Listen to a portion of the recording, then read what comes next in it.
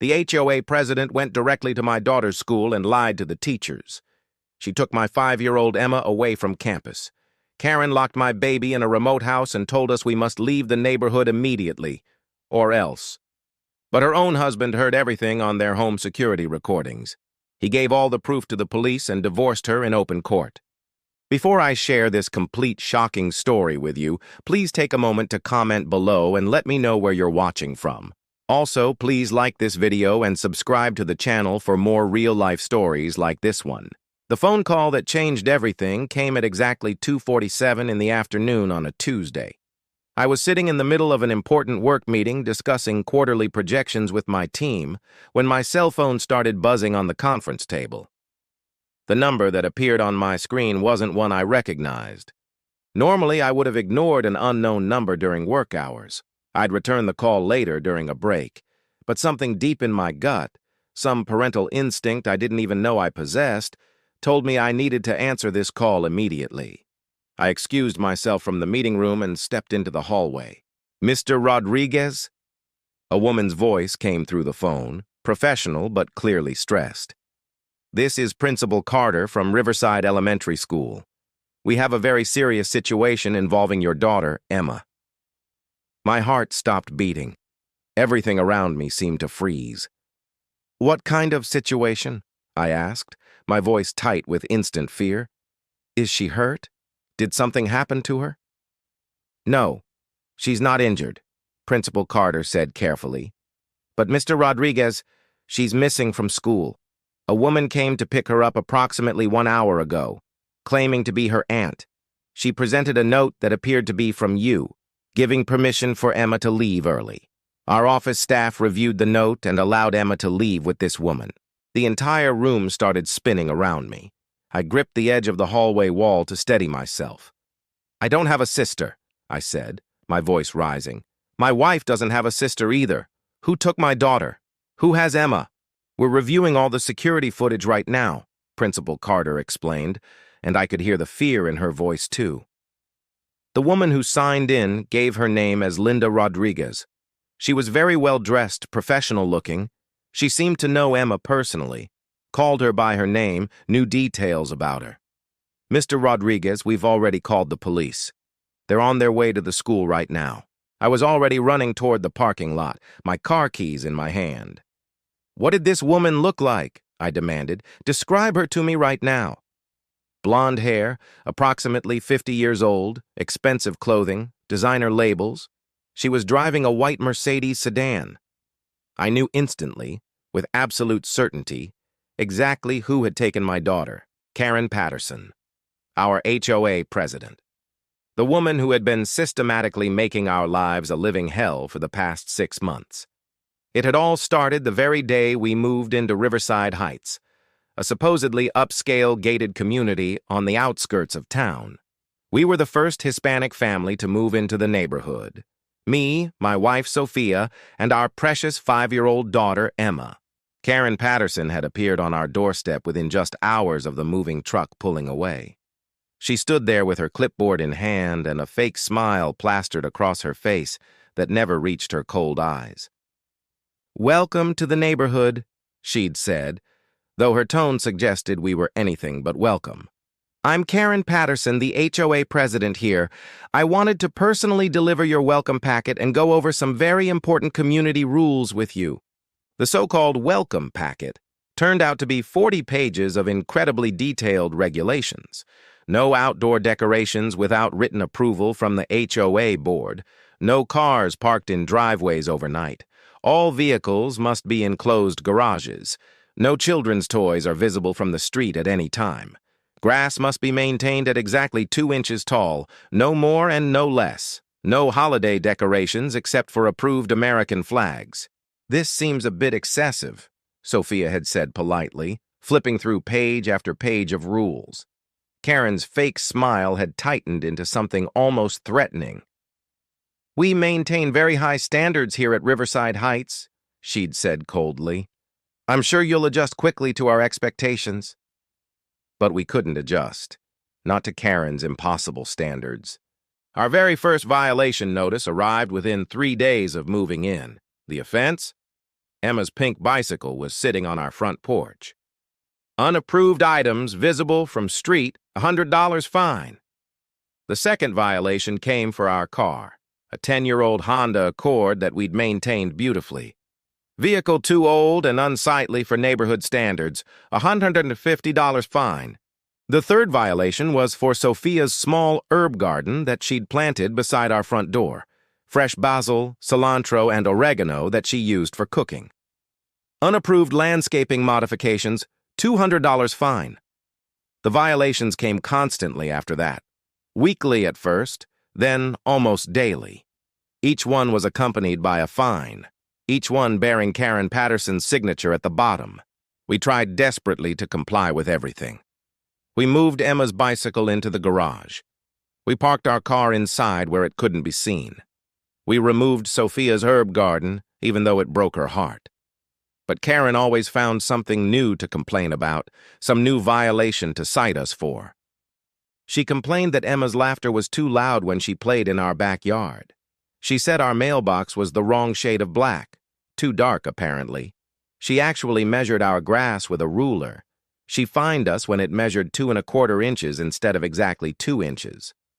The final straw came 2 weeks before Emma's kidnapping. Emma had spent a beautiful Saturday morning drawing pictures with colorful sidewalk chalk on our driveway. She'd created flowers and rainbows and stick figures of our family, Mom, Dad, and her. She was so incredibly proud of her artwork, calling us outside every few minutes to see her latest creation. Karen knocked on our front door at 7 o'clock the very next morning, Sunday morning, when most families were still sleeping or having breakfast together. "Your child has vandalized HOA property," she'd announced the moment I opened the door. "It's our driveway," Sophia had said, coming to stand beside me, confused. "And it's just sidewalk chalk. It washes away with the first rain." "The HOA technically owns everything visible from the street," Karen had said with satisfaction. "That includes your driveway. I'm fining you $500 for property damage and requiring professional cleaning services." $500? I'd said in disbelief. "For chalk? She's 5 years old." "Perhaps if you taught your child to respect community standards, we wouldn't have these constant problems," Karen had said, her eyes narrowing. "But I suppose that's expecting too much from people like you." "People like us?" Sophia's voice had been dangerously quiet. "What exactly do you mean by that?" "People who don't understand how to maintain a respectable, high-quality neighborhood," Karen had said with her cold smile. "I've lived here for 20 years. I've worked very hard to keep this community pristine and prestigious. I won't let anyone lower our standards." She'd left us with a $500 fine and a written warning that future violations would result in foreclosure proceedings against our home. That night, Sophia had cried while Emma slept peacefully in her room. "She hates us," Sophia had whispered. "She wants us gone from here." "We're not going anywhere," I'd promised, holding my wife. "This is our home. We bought it fairly. We have rights. She can't force us out." But I didn't know how far Karen would actually go to get rid of us. I never imagined she would kidnap my daughter. I reached Emma's school in 8 minutes flat, breaking every speed limit along the way. Police cars filled the parking lot, their lights flashing. Principal Carter met me at the main entrance, her face pale with worry and guilt. "Mr. Rodriguez, I'm so sorry," she said immediately. "We're reviewing everything. We're cooperating fully with the police." "Show me the security footage," I demanded. "Show me right now." In the school security office, I watched a video that made my blood run cold. There was a woman I recognized immediately, Karen Patterson, walking confidently into the main office. She was wearing a professional blazer and carrying an expensive leather purse, smiling warmly at the school receptionist. The audio was crystal clear. "Hi, I'm Linda Rodriguez, Emma's aunt," Karen's voice said cheerfully. "Her father asked me to pick her up early today for a doctor's appointment. He sent this note along with me." She'd handed over a folded piece of paper. The receptionist had barely glanced at it before smiling and nodding. "Oh, of course, let me call down to her classroom." Minutes later, Emma appeared in the office. My beautiful little girl with her dark curly hair and bright smile, wearing her favorite purple dress. She looked confused when she saw Karen standing there. "Hi, Emma." Karen's voice was cheerful, fake. "Your daddy asked me to pick you up today. We're going to go get some ice cream." Emma had hesitated, looking uncertain. "I don't know you," she'd said quietly. "Of course you do, sweetie," Karen had said smoothly. "I'm Mrs. Patterson from your neighborhood. You've seen me before, remember? Your daddy sent this note saying it's okay for you to come with me. He said it's a special treat." Karen had shown Emma the forged permission slip. Emma couldn't read well enough yet to know it was fake. And Karen did live in our neighborhood. Emma had seen her before, even if they weren't friends. "Can I call my daddy first?" Emma had asked, still hesitant. "Oh, honey, he's in a very important meeting right now," Karen had said, taking Emma's hand. "That's why he sent me instead. Come on, let's go get that ice cream before it gets too late." And my daughter, trusting, innocent, raised to respect adults, had gone with her. I watched on the security video as they walked out of the school together. Watched Karen lead my little girl to her white Mercedes in the parking lot. Watched Emma climb into the back seat. Watched the car drive away. The timestamp on the video said 1:35 p.m. It was now 3:15 p.m. My daughter had been missing for 1 hour and 40 minutes. "Where is she?" I grabbed the police officer standing next to me. "Where did she take my daughter?" "We've put out an Amber Alert across the entire state, Mr. Rodriguez," the officer assured me. "We have her license plate number. We have her description. We'll find her." "You don't understand," I said desperately. "This woman hates my family. She's been harassing us for months. She's been trying to force us out of our home. I don't know what she'll do to Emma." Detective Sarah Chen stepped forward. She was young but had sharp, intelligent eyes, and she'd been taking detailed notes the entire time. "Mr. Rodriguez, I need you to tell me everything about Karen Patterson," she said firmly. "Everything she's done to your family, every threat, every violation notice, every interaction. I need the complete picture." So I told her everything, about the constant harassment, about the fines that kept coming, about the racist comments Karen had made, about her escalating obsession with driving us out of the neighborhood. "She literally said people like us don't belong there," I explained, my voice shaking. "She's been trying to force us out since the day we moved in. We wouldn't leave, so now she's taken Emma."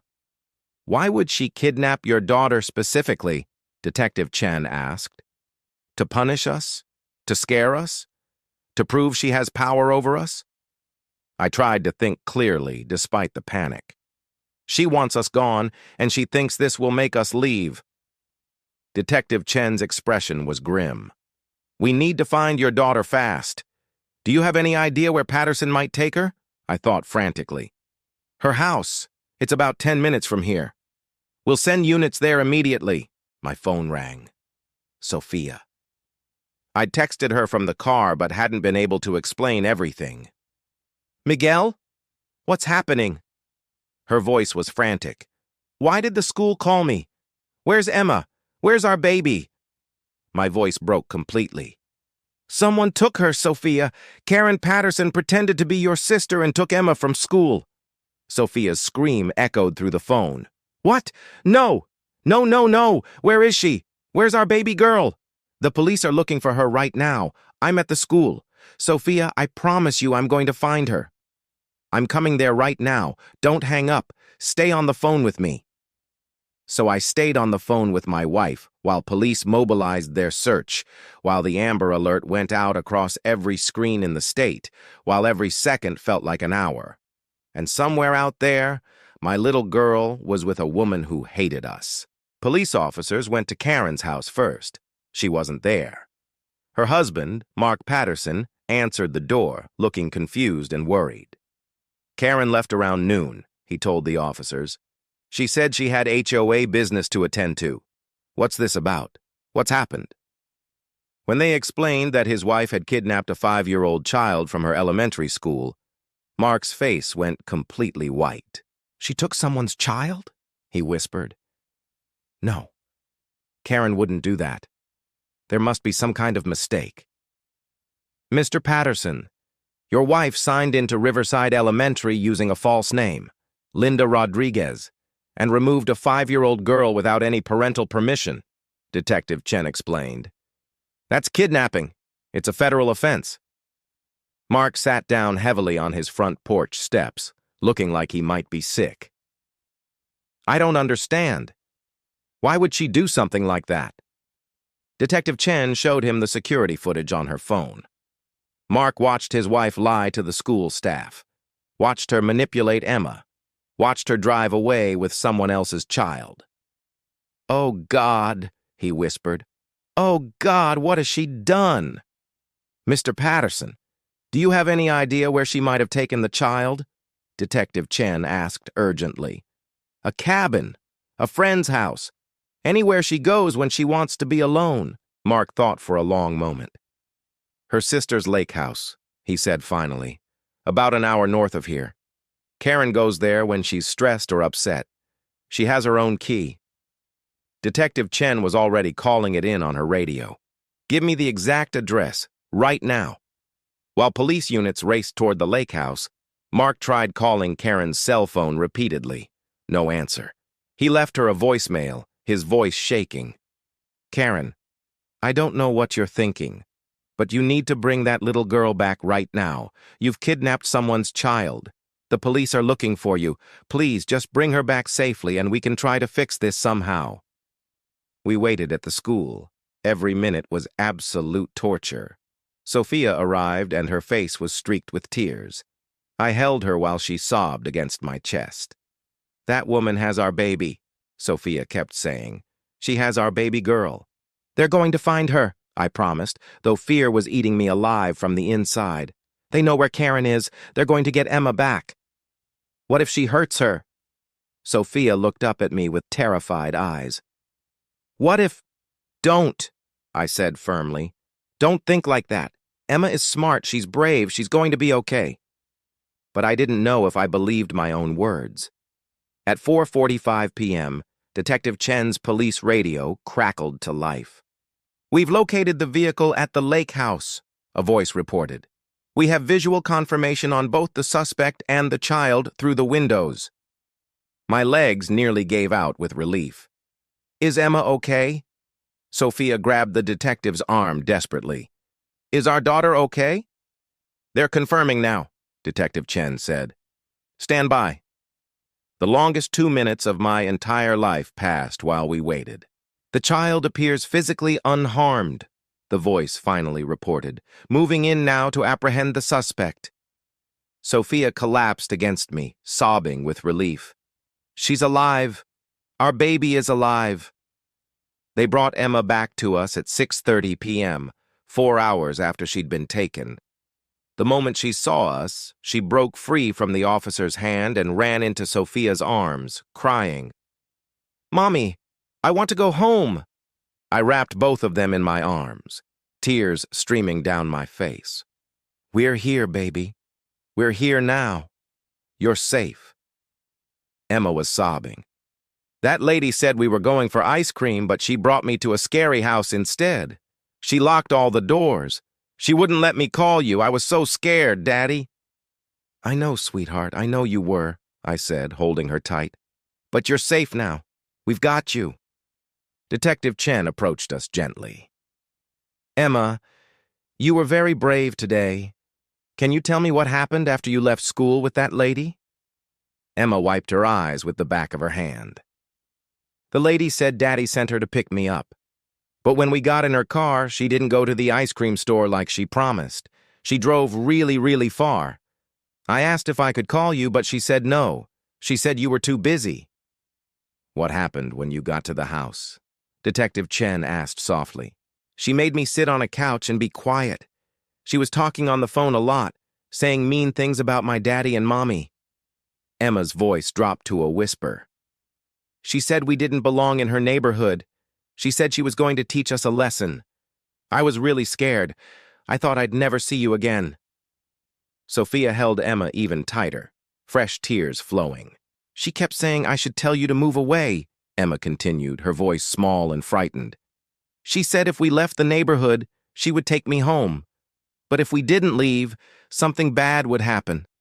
I didn't understand what she meant. I just wanted my mommy and daddy. Rage like I'd never known in my life burned through me.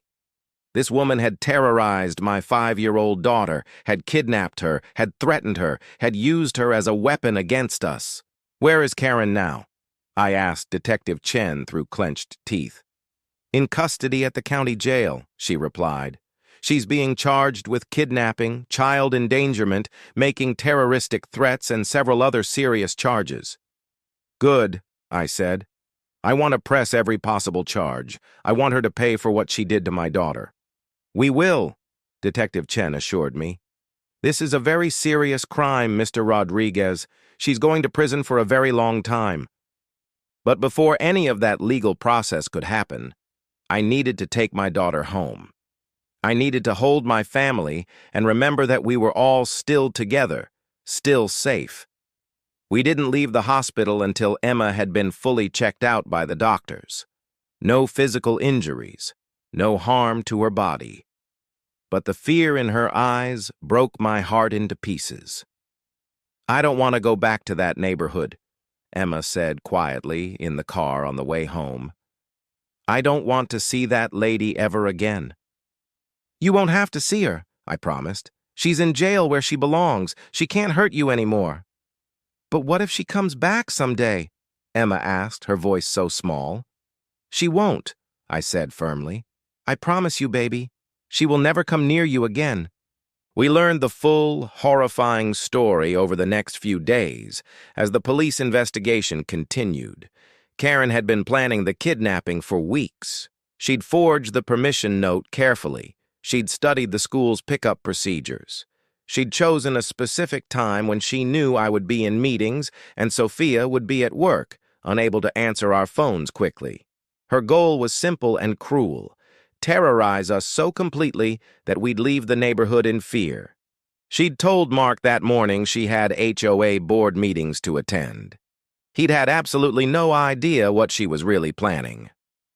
When police found her at the lake house, she was on the phone with a real estate agent, asking about properties currently for sale in our neighborhood. She'd planned to pressure us to sell our house, then buy it herself to ensure the right kind of people moved in next. The evidence against her was overwhelming. Security footage from the school, phone records, Emma's testimony, Karen's own statements to the police before her lawyer arrived and told her to stop talking. But the most damning evidence came from a completely unexpected source: Mark Patterson himself. 3 days after Emma's kidnapping, Mark Patterson showed up at our front door unannounced. He looked like he'd aged 10 years in those 3 days. His eyes were bloodshot. His hands were shaking. "Mr. Rodriguez, Mrs. Rodriguez," he said when I opened the door. "I know I'm probably the last person you want to see right now, but I need to talk to you. Please." Sophia stepped protectively in front of me. "Your wife kidnapped our daughter," she said coldly. "I know," Mark said, his voice cracking. "And I'm sorry. I'm so deeply, deeply sorry. I didn't know she was capable of this. I thought the HOA stuff was just her being particular, maybe a little too controlling. I didn't know it had gone this far. I didn't know she'd turned into a monster." "What do you want?" I asked, my voice hard. "To help," he said. "To make this right if I possibly can." He pulled out a thick folder from his briefcase and handed it to me with trembling hands. "These are audio recordings from our home security system," he explained. "Karen didn't know I'd upgraded the system last month to include audio recording throughout the entire house." "What's on them?" Sophia asked. "Conversations," Mark said, his voice hollow. "Weeks of them. Karen is talking about your family, planning ways to get rid of you, making racist comments, planning to forge violation notices. And worst of all," he paused, closing his eyes, "her talking about taking Emma. She said it 3 days before she actually did it. She said if you wouldn't leave voluntarily, she'd give you a reason you couldn't possibly ignore." My blood ran cold. "She planned this for days?" "At least," Mark said. "Maybe even longer. I should have seen it. I should have stopped her. But I was at work during the day, and when I was home, He broke down. I just didn't want to see who she'd become. I'm so sorry. Sophia took the folder from him. Why are you doing this? This evidence will destroy her case. She might spend decades in prison instead of just years. Mark looked at her with hollow, devastated eyes. Because what she did was evil. Because that little girl deserves justice. Because I've been complicit in Karen's cruelty for far too long by staying silent. And because I can't live with myself if I don't try to make this right. He handed us another envelope. These are divorce papers. I filed them this morning. I've also contacted every family in the HOA that Karen has harassed over the years. I'm helping them file formal complaints and lawsuits. The HOA is being dissolved. I'm personally making sure Karen can never do this to anyone else ever again. I didn't know what to say. This man was destroying his own wife, ending his marriage, and upending his entire life. Mr. Patterson, Sophia said quietly. Thank you. This doesn't fix what happened to Emma, but it helps. Mark nodded. I also set up a fund for Emma, for therapy, for anything she might need. It's $50,000 to start. I know money doesn't heal trauma, but I want to help however I can. After he left, Sophia and I sat down and listened to the recordings together. They were absolutely horrifying. Karen's voice, cold and calculating. The Rodriguez family is a cancer in this neighborhood. They're bringing down property values just by existing here. If I can't force them out through violation notices, I'll have to find another way. Another recording. I've been watching the school pickup procedures. They're incredibly careless. If I pretend to be a family member, I could probably walk right out with their daughter. One day with me and they'll run out of that house so fast. And the worst one, recorded just 2 days before the kidnapping. Mark thinks I'm overreacting about this, but he doesn't understand what's at stake. We've worked for 20 years to build this neighborhood into something prestigious and valuable. I won't let some immigrants with their loud music and their Mexican food smells destroy everything we've built. If taking the child is what it takes to send them a clear message, then so be it. Sophia was crying by the time the recordings ended. She really hates us, she whispered. Just for existing. Just for being who we are. She's sick, I said. Sick and evil. But she's going to pay for what she did to Emma. The trial began 4 months later. We'd spent that time in intensive therapy, all 3 of us together and Emma individually. Emma had terrible nightmares about being taken away. Sophia couldn't let Emma out of her sight for even a moment. I jumped nervously every time the doorbell rang, but we were healing. Slowly, but surely. The day of the trial, we dressed Emma in her favorite purple dress with white flowers. She held both our hands tightly as we walked into the courthouse together. Karen sat at the defense table looking small and defeated. Nothing like the powerful tyrant she'd been. Her expensive lawyer had dressed her to look sympathetic. Still, nothing could hide the cold calculation in her eyes when she looked at us. The prosecutor, a fierce woman named Jennifer Walsh, made the case devastatingly clear from the very beginning. Ladies and gentlemen of the jury, she began, this case is actually quite simple. Karen Patterson kidnapped a 5-year-old child, not in a moment of passion or temporary insanity, not by accident or misunderstanding, but in a premeditated, carefully calculated act specifically designed to terrorize a family she wanted gone from her neighborhood. She played the school security footage. The entire courtroom watched in silence as Karen lied to school staff, manipulated Emma, and took our daughter away. Then she played Mark's audio recordings. The jury's faces turned to stone as they heard Karen's racist comments, her detailed plans, her complete lack of empathy for a child she was about to traumatize. The defendant didn't see Emma Rodriguez as a little girl, Walsh continued. She saw her as a tool, as a weapon she could use to inflict maximum pain on a family she hated. And why did she hate them? Because of their last name, because of their culture and heritage, because they didn't fit her narrow, prejudiced vision of what her neighborhood should look like. Karen's lawyer tried every defense he could think of. Temporary insanity, HOA-related stress. He even tried to suggest that Karen had been trying to protect Emma from allegedly negligent parents. But Emma's testimony destroyed every single argument. My little girl sat in the witness chair, so small she needed a special booster seat. The judge had compassionately allowed her to hold her favorite stuffed teddy bear. "Emma," Walsh asked gently, "do you remember the day Mrs. Patterson picked you up from school?" Emma nodded, clutching her bear tightly. "Can you tell these people what happened that day?" In a quiet but incredibly brave voice, Emma described everything. The lies Karen told, the locked doors at the lake house, the phone calls where Karen said terrible things about our family, the overwhelming fear. "She said my mommy and daddy were bad people," Emma said, tears rolling down her cheeks. "She said we should go back to Mexico, but we're from California. I was born in California. I don't understand." "How did that make you feel?" Walsh asked softly. "Scared and sad. I didn't understand why she was being so mean. I just wanted to go home to my mommy and daddy." There wasn't a dry eye in the entire courtroom. Even some of the jurors were crying. Karen's lawyer attempted to cross-examine Emma, but she was unshakable. "Isn't it possible you misunderstood what Mrs. Patterson was saying?" he asked. "No," Emma said firmly. "She said mean things about my family. She said we didn't belong. She scared me on purpose." Emma looked directly at Karen. "Why did you take me? I never did anything bad to you." Karen looked away, unable to face the child she'd terrorized. The jury deliberated for 3 hours. When they returned to the courtroom, the foreman stood with a grim expression on his face. "On the count of kidnapping in the first degree, we find the defendant guilty." Karen's face crumpled. "On the count of child endangerment, we find the defendant guilty." Her lawyer gripped her arm tightly. "On the count of making terroristic threats, we find the defendant guilty.